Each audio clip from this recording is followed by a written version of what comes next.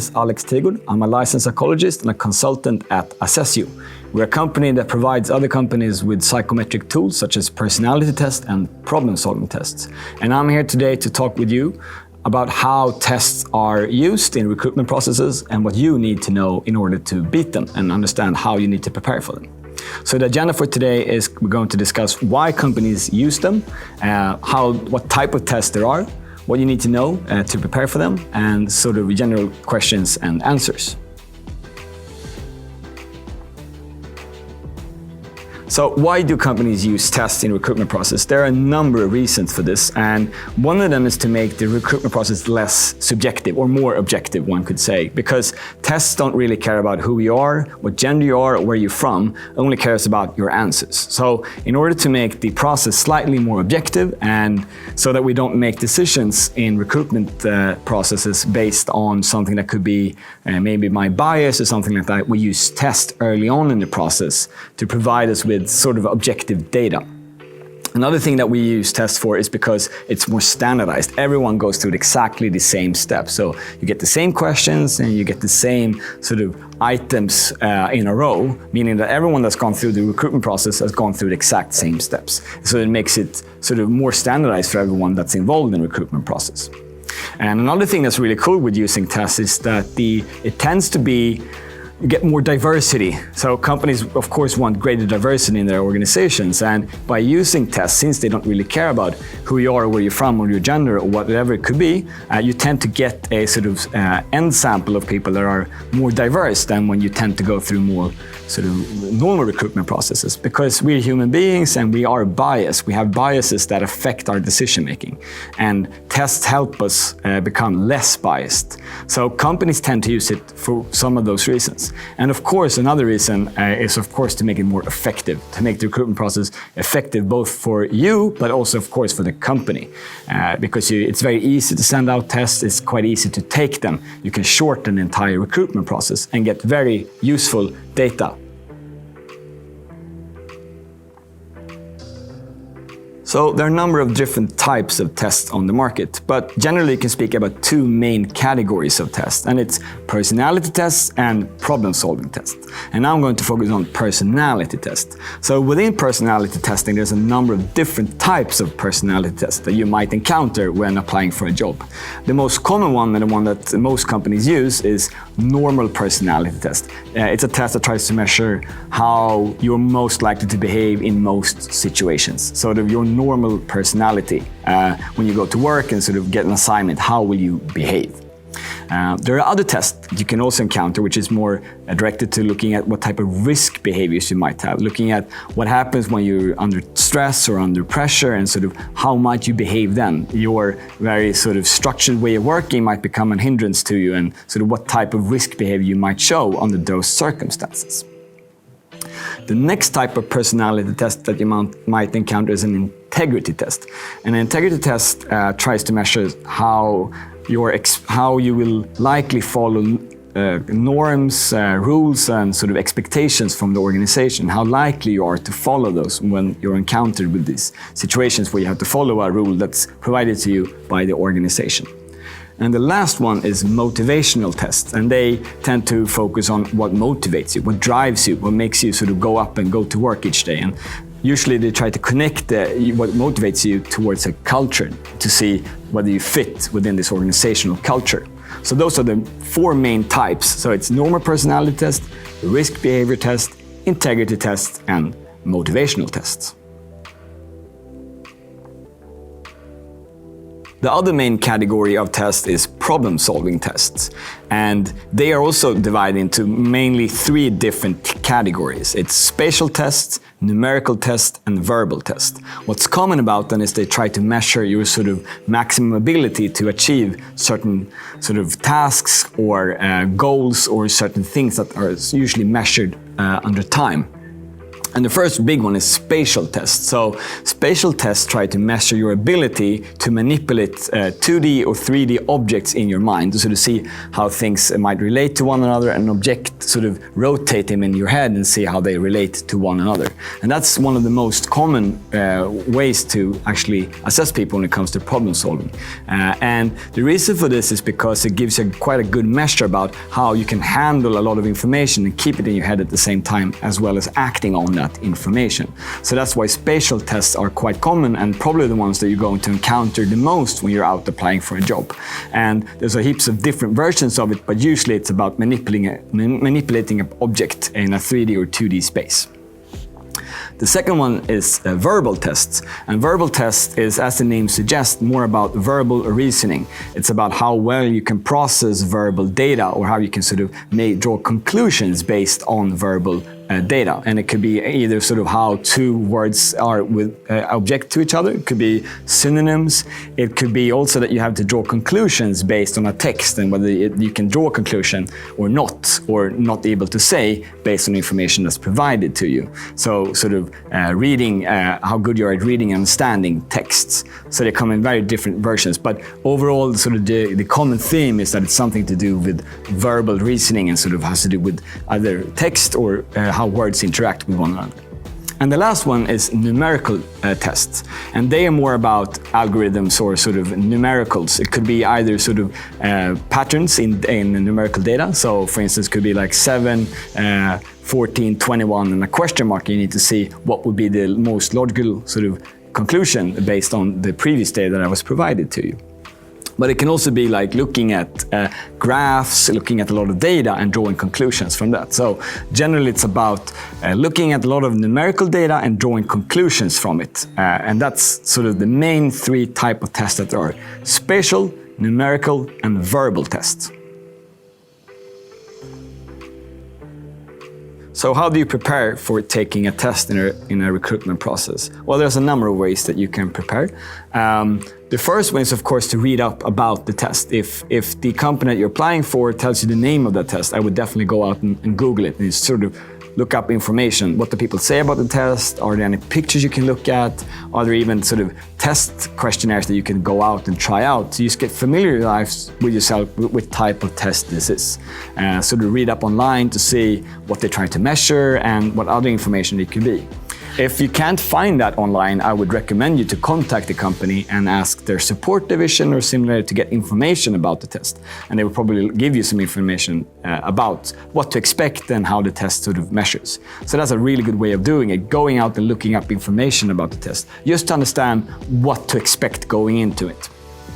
Another thing, which sort of goes in line with the first point, is that it's really good to just try these tests out. Just go out and look and see if you can find these free online questionnaires, just to get familiarized with yourself, with sort of being assessed this way, because it is a pretty unusual way of being assessed. And just being more comfortable and being sort of prepared that you're going to be assessed this way is really, really good to know what to, sort of going into it, you know what to expect.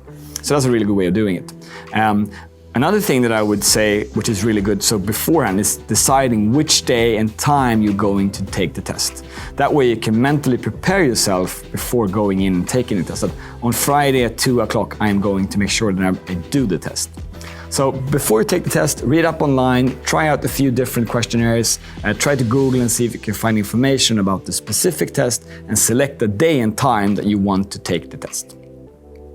Okay, so when you've decided when to do it and you know more or less what this test is about, let's talk about what to think about when taking a specific test.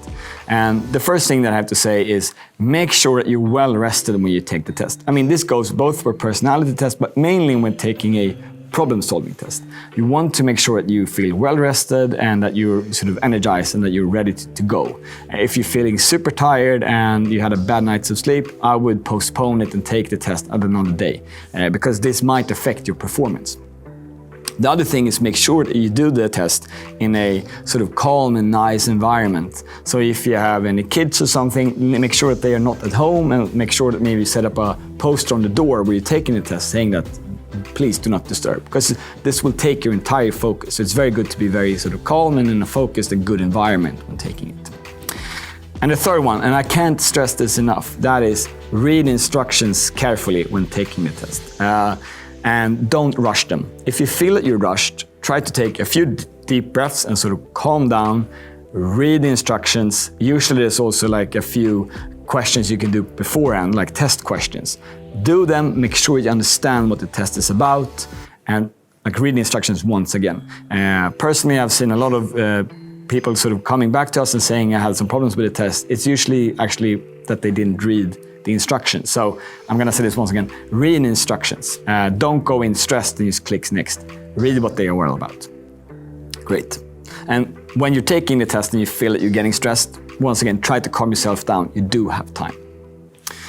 Fourth thing that I want to mention is when taking these type of tests, and this is mainly focused on problem-solving tests, I would say it's good to sort of keep momentum up. Don't get discouraged if you find a difficult question or you can't solve it. I would encourage you to keep moving because all tests are not measured the same way, but generally speaking, if you get stuck on a question and time is ticking, just answer something and move on. It's very good to keep the momentum up and don't get stuck too much. But the opposite is also true. Don't rush it. Make sure that you've actually read the question or you looked at the sort of thing that you're supposed to do and make sure that you understood or actually looked at the question long enough to see that maybe there's nothing you're missing.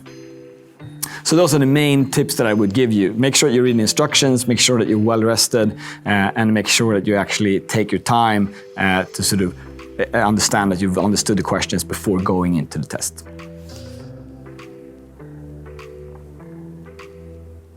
So what to think about when taking a personality test? The first thing I would say is that don't try to fool the test. Don't try to sort of say that you are someone that you are not, because you don't know exactly what the employer is looking for. So by trying to be someone who you're not, it's gonna double fail. First thing, you might not even sort of hit the spot of what the employer is looking for. And secondly, you might get a job where you're expected to do a lot of behaviors that you don't feel comfortable doing. Because personality is all about sort of what behaviors you feel comfortable doing, what you're most likely to do in a certain situation.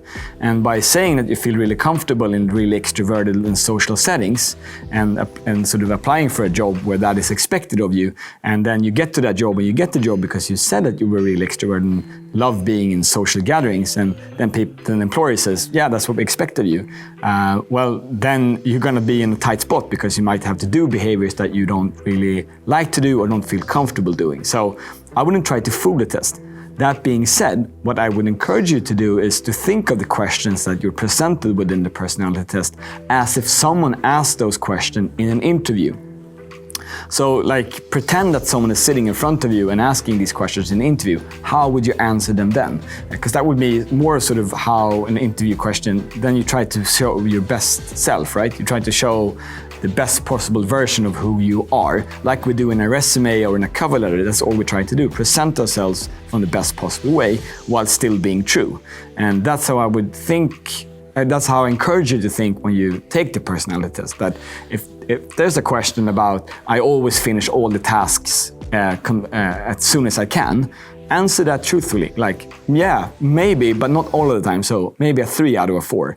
And sort of think that someone is asking that to you as if it were in an interview. I think that's a really good way of doing it, and don't try to fool the test, because it's actually quite hard to sort of trick the test, and sort of, you might think that you know what you're doing, but it's actually a little bit more complicated than that. So just go in and try to present yourself in the best possible way and think of it as an interview, an online interview where the questions are presented to you on the screen. That's how I would do it. What to think about when taking a problem-solving test? Well, we mentioned some of these things previously, but make sure you read the instructions carefully. Make sure that you're well rested when taking it. And one thing that I really want to mention is that there are really no trick questions. The test is not trying to sort of go aha on you. There's always like one answer and it's one correct answer, and it's not trying to trick you. So that's a good thing to know, that usually if it's very clearly stated in instructions exactly what's expected of you. So that goes back to the first thing, like read the instructions carefully, because that's what the test is sort of expecting of you, nothing else and nothing more. So it's not trying to trick you in any way. If you feel like it's doing that, it's probably because the instructions, you didn't read the instructions clearly enough. That would be sort of my go-to, go back and read the instructions then. And yeah, just make sure that you're doing it on a well-rested day and that you're feeling ready to take it on. That would be my sort of top things to do when taking a problem-solving test. So a very common question I get is, can you improve your score on a problem-solving test? And the short answer is yes and no. As we mentioned earlier, there's a number of different types of tests, numerical, verbal and spatial tests. And when it comes to numerical and verbal tests, you can absolutely improve your score. You can look up online, you can read books, you can sort of practice synonyms, you can practice mathematics and sort of looking up on tutorials online on how to improve those type of abilities. And it might take a longer time or short time for some people to improve their score, but you're definitely able to get better at them. You might reach a sort of top level, but nonetheless, you can actually improve those scores.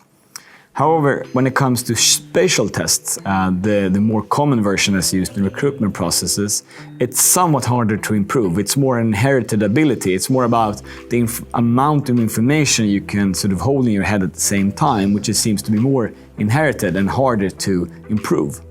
That being said, I encourage you to try out these spatial tests or also numerical and verbal tests just to get yourself familiarized with the situation and being assessed this way. And that way you can probably get a somewhat better score just because being sort of prepared of how to take these types of tests. So that's how I would answer that question. Another very common question I get is it better to be fast than slow when taking a test? And I think it goes both ways for personality and problem solving. When it comes to personality, they are usually not even timed, so I wouldn't say that it matters. What I would say is that when taking a personality test, don't linger too long on a question. You sort of move on. Usually there's quite a lot of questions. Somewhere between 60 and 200. So it doesn't really matter if you're somewhat uncertain about one question because there are so many that in the end it's not going to matter too much. So if there's one question you feel like it's a bit hard to say whether you're a 2 or a 3, just go by your gut feeling and move on and keep the momentum up. When speaking about problem-solving tests, whether going slow or fast is the preferred way, I would say that it's a combination of both. And I know that's a boring answer, but that's the way it is, because they're usually always timed. So you have a time limit of 12, 40, or 15 minutes to complete the test. And there's a number of questions that you're supposed to answer. And usually they are sort of, the score you get is the summary of how many answers you got correctly. Meaning if you just blaze through the entire test, but don't really, and just guess, you're probably gonna get a really bad score because you didn't read the questions or you didn't try to answer the questions. But you got, you finished all the way to the end. But that might not be the case to do it. And the other way around, being very, very slow about it, just answering maybe 4 or 5 of the questions out of the 40 total, will also be bad, because even though you got the 4 or 5 correct, there's a lot of questions that you did not answer. So, the best way is to keep the momentum up and sort of make sure that you always move forward without rushing it. So a combination of taking it slow and taking it fast is definitely the way to go for most type of tests, especially when there's a time limit. Another common question I get is there a certain personality that is better than others? And I would say no to that question. It really depends on the organization you're applying for, the role you're applying for, and the context. So a certain behavior can be really beneficial in one situation, but actually can be quite detrimental in another situation. So being someone who's very outgoing, outspoken, can be really good in roles where this is expected of you. In sales roles or sort of service-minded roles, that's a really good behavior to have, to be more extroverted.